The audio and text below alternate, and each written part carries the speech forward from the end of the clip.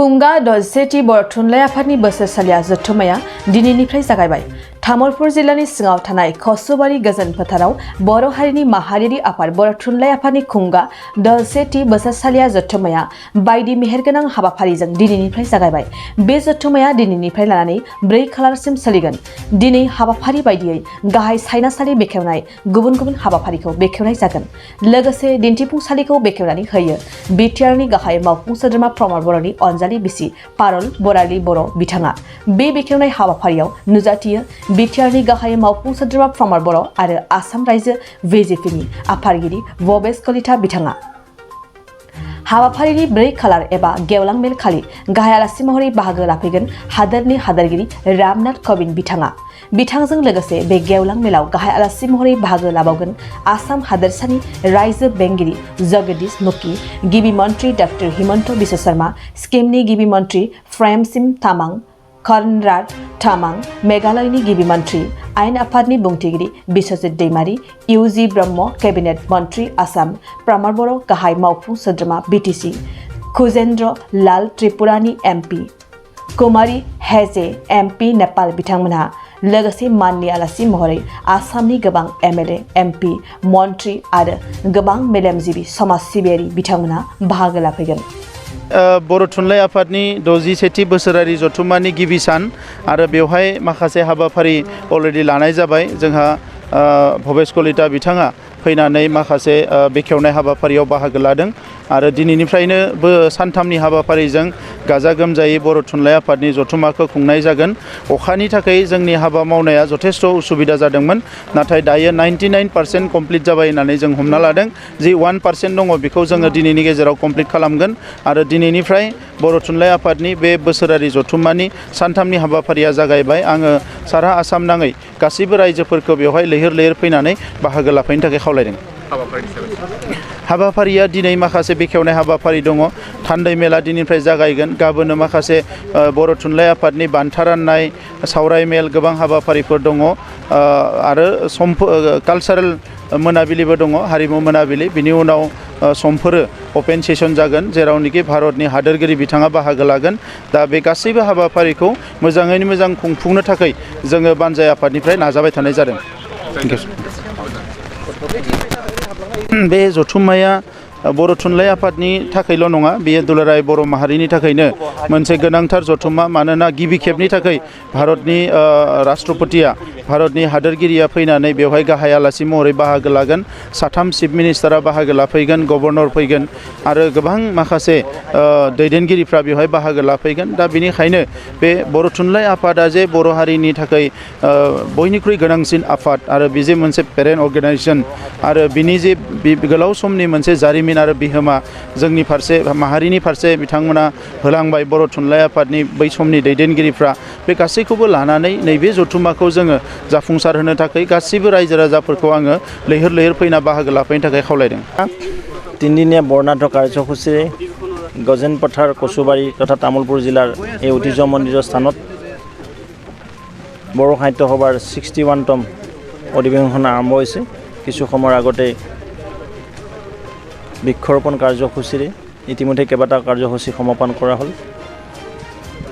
বড়ো ৰাইজৰ এক জাতীয় অনুষ্ঠান, বড়ো ভাষা সাহিত্য সংস্কৃতিক চৌদিশে আগবঢ়াই নিয়াৰ নিমিত্তে বড়ো সাহিত্য সভাই যিদৰে কাম কৰি আছে আৰু বড়ো সাহিত্য সভাৰ এই পূৰ্ণাংগ অধিৱেশনখনি আজি ইয়াত আৰম্ভ হ'ল।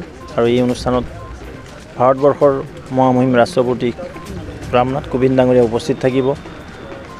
আৰু ইয়াত আমি দেখিবলৈ পাই অভিভূত হৈছোঁ যিদৰে ব্যৱস্থিতভাৱে সুন্দৰভাৱে আটাইবিলাক কাম সজাই পৰাই তোলা হৈছে ৰিচিপশ্যন সমিতিৰ সহযোগত আৰু বিটিচিৰ প্ৰধান প্ৰমোদ বৰা ডাঙৰীয়াৰ বলিষ্ঠ নেতৃত্বত ইয়াত থকা MCLA লগতে আমাৰ সন্মানীয় বিধায়ক আৰু বিভিন্ন জাতি জনগোষ্ঠীৰ ৰাইজে যিদৰে আগুৱালি লৈ বড়ো সাহিত্য সভাক ছাকচেছফুল অৰ্থাৎ সাফল্যমণ্ডিত কৰাৰ কাৰণে কাম কৰিছে। মই সকলো ৰাইজক ধন্যবাদ জ্ঞাপন কৰিছোঁ আৰু আটাইবিলাক কাৰ্যক্ৰমৰ সফল ৰূপায়ণ কামনা কৰিছোঁ। লগতে বড়ো জাতি জনগোষ্ঠী আৰু আগন্তুক দিনত আগবাঢ়ি যাওক, সভ্যতা সংস্কৃতিৰ জখলাত দোপক দোপে আগবাঢ়ি যাওক।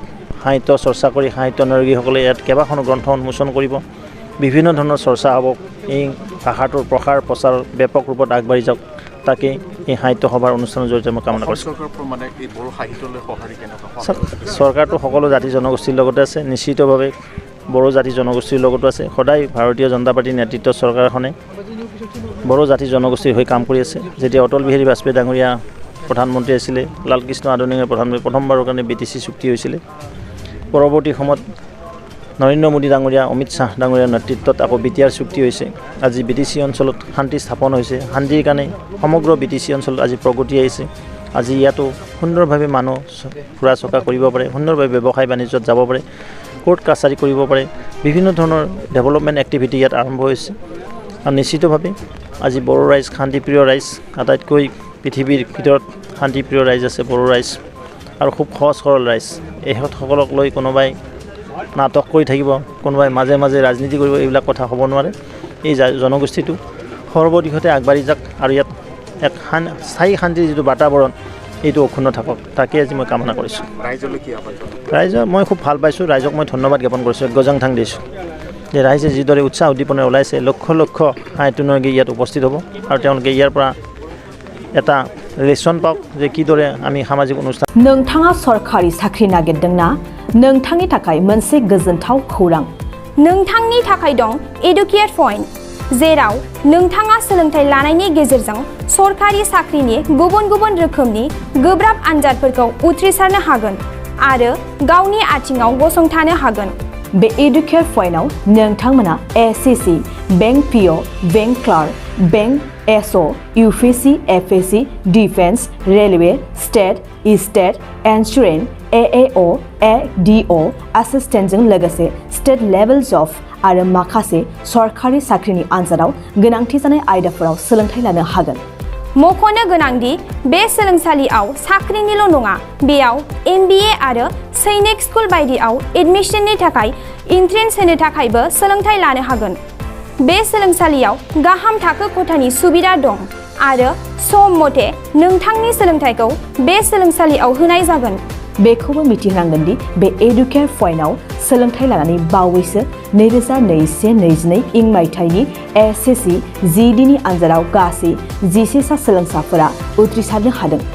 बारा नङा, गासै 15,000 रांजोंनो नोंथाङा बे सोलोंसालियाव 6 दानसिम सोलोंथाइखौ लानो हागोन। बे सोलोंसालिया क'क्राझार, बरपेटा र'ड, गवालपारा आरो बङाइगावआवबो दं। क'क्राझाराव सोलोंथाइ लानो गोसो गुदुं जानाय सुबुंफोरा 70020263133 9101536360 70020263133 9101536360